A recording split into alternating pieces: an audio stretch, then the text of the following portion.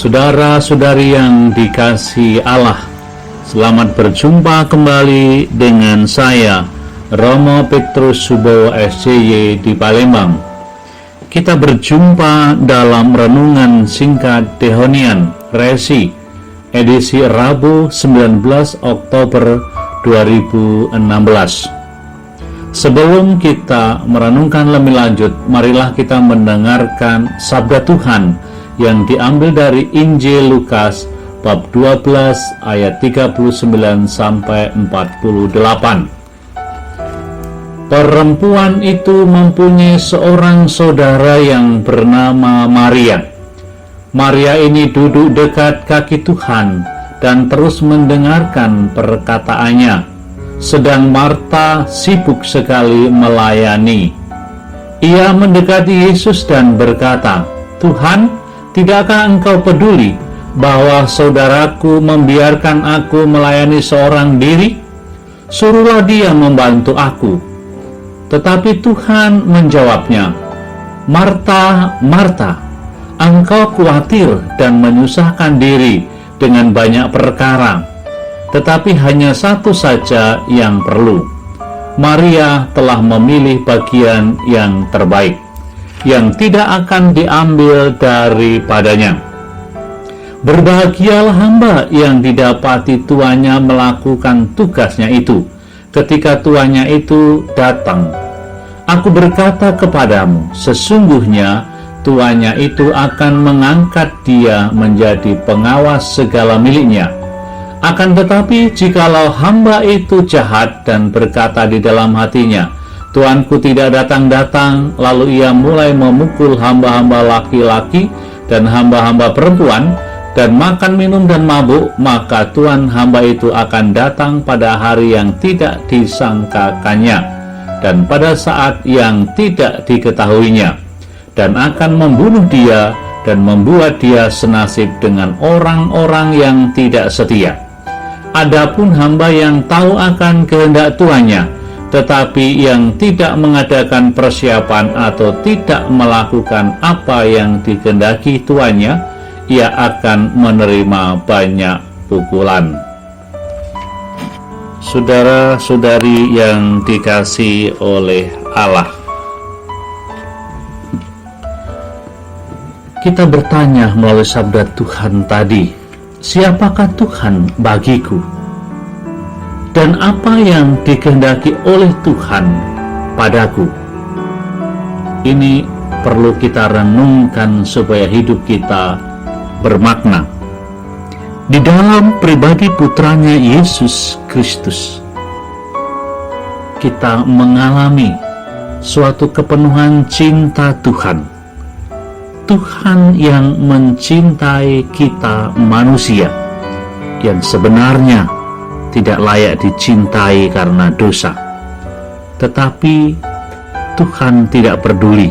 Karena cintanya, Tuhan terus mencintai, dan cintanya itu menjadi penuh di dalam diri Yesus Kristus.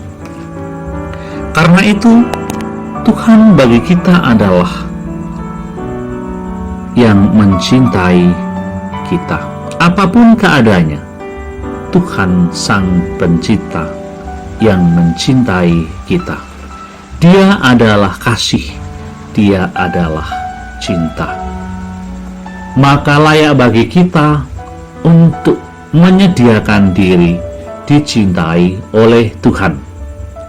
Tuhan yang mencintai menghendaki kita semua hidup di dalam berkat-Nya, hidup di dalam keselamatannya.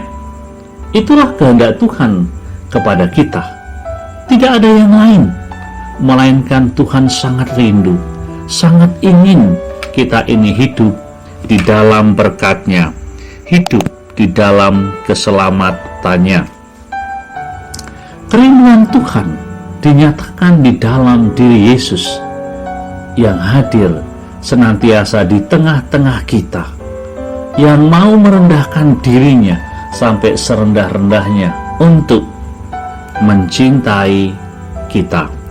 Maka Tuhan menghendaki kepada kita supaya kita selalu menyediakan diri, menyediakan tempat, menyediakan waktu bagi kehadiran Tuhan di dalam hidup kita. Kita boleh melayani karena melayani adalah identitas Allah sendiri. Kita boleh bekerja dan Tuhan juga mengharuskan supaya kita bekerja, karena dengan bekerja berarti kita mewujudkan kasih Allah di dalam diri kita. Tetapi yang lebih penting ada satu hal yang juga diteladankan oleh Maria dalam sabda tadi. Hidup mendengarkan sabdanya. Hidup mendengarkan apa yang dikehendakinya. Hidup menuruti apa yang dirindukan Allah di dalam hidup kita. Itulah yang berkenan pada Allah, dan itu tidak pernah akan diambil oleh siapapun. Siapapun juga, kita manusia yang selalu menyediakan diri untuk menerima Tuhan, untuk mendengarkan Tuhan. Tuhan akan senantiasa memberikan rahmat dan berkat-Nya kepada kita. Maka Tuhan bersabda, siapa yang mempunyai akan diberi, siapa yang tidak mempunyai akan diambil daripadanya. Apakah yang dimaksudkan mempunyai itu? Mempunyai dalam hal ini adalah keterbukaan kita akan rahmat dan berkat Tuhan. Ketika kita memiliki berkat Tuhan dan membagikan berkat itu bagi sesama, maka kita semakin diberi oleh Tuhan sendiri. Saudara-saudari yang dikasihi oleh Allah, setiap hari kita selalu diberi kesempatan oleh Allah, kesempatan untuk mendengarkan Tuhan dan menjadi lebih baik dengan melaksanakan apa yang dikehendaki Tuhan di dalam hidup kita. Setiap orang dari kita senantiasa diberi kesempatan dan bakat masing-masing untuk mewujudkan rahmat dan berkat Tuhan itu di dalam hidup kita, di dalam hidup sesama. Maka Tuhan mengharapkan kepada kita supaya kita tetap setia melakukan tugas sehari-hari demi kepentingan sesama dan juga demi kepentingan kita tentunya. Kesetiaan kita melakukan tugas kita sehari-hari menjadi wujud tanggapan kita akan kasih Allah yang agung itu. Saudara-saudariku yang dikasihi oleh Allah, kita setiap saat diundang oleh Allah untuk hadir di hadapannya, untuk dicintai, untuk diberkati, untuk dirahmati.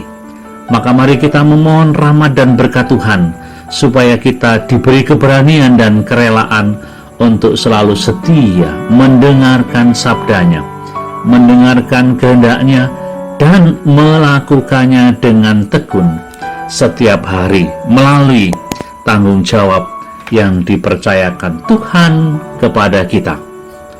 Kita mohon agar Tuhan yang Maha Kasih itu, Tuhan yang kasih itu, senantiasa memberkati kita, memberkati Anda semua, memberkati keluarga Anda, supaya kita bisa bersama-sama menjadi anak-anak Allah yang penuh dengan kedamaian karena kasih Allah yang agung.